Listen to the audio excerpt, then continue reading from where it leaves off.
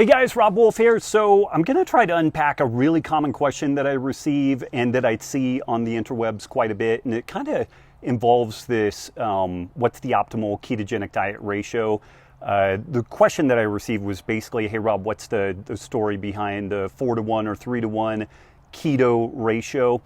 And as a little bit of background, these ratios were developed almost 100 years ago, 1921, to deal with epileptic seizures, folks that had epileptic seizures, mainly children. And the way that compositionally that breaks out is on a calorie by calorie basis. The 3-to-1 or 4-to-1 would be 3 parts fat, or 4 parts fat in the case of the 4-to-1 ratio, to 1 part carbohydrate and protein combined. So it's a very fat-heavy dietary approach. The 3-to-1 was typically used in infants, the 4-to-1 used in older kids and adults. It worked pretty darn well for dealing with epileptic seizures, but when you see someone that is making a recommendation for the general population that is interested in low-carb or ketogenic diets, they're making a recommendation to start at this 4-to-1 ratio.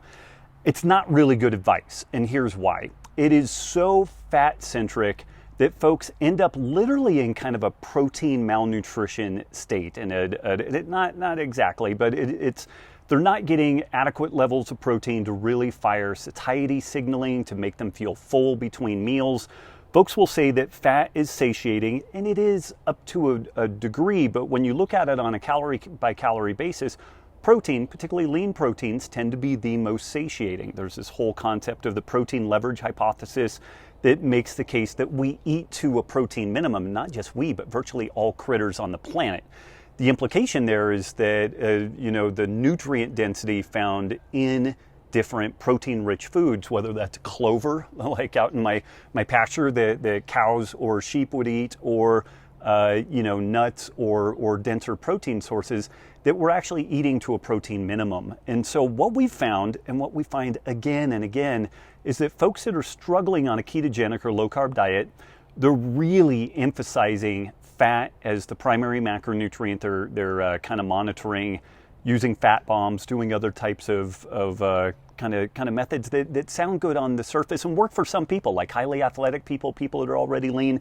There are reasons for doing these things, but for someone that's just generally looking to improve their health and most importantly affect body composition change, running the boat with protein as kind of the central feature is really the way to go.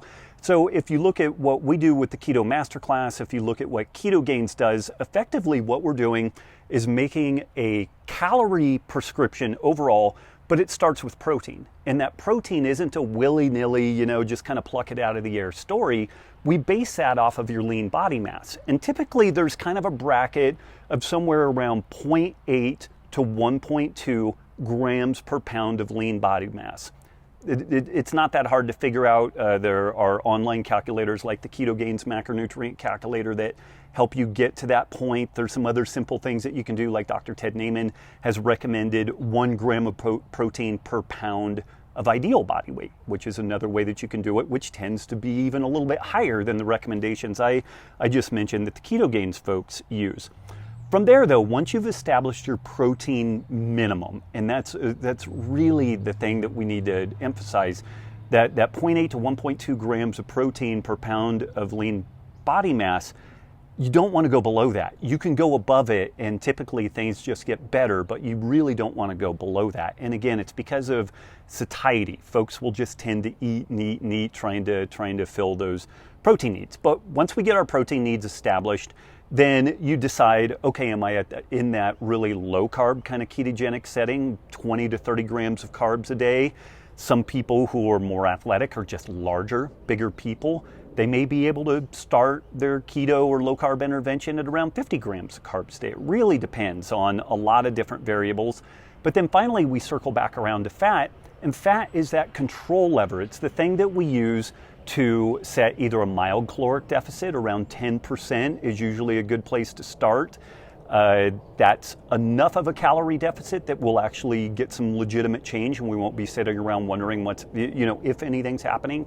But it's also not so terrible that you feel like you're going to eat your own arm or kill someone and eat them. So again, the folks that I've seen really succeed, the methodology that I've seen really succeed, it doesn't start from this arbitrary 4-to-1, 3-to-1, or 70% fat or what have you.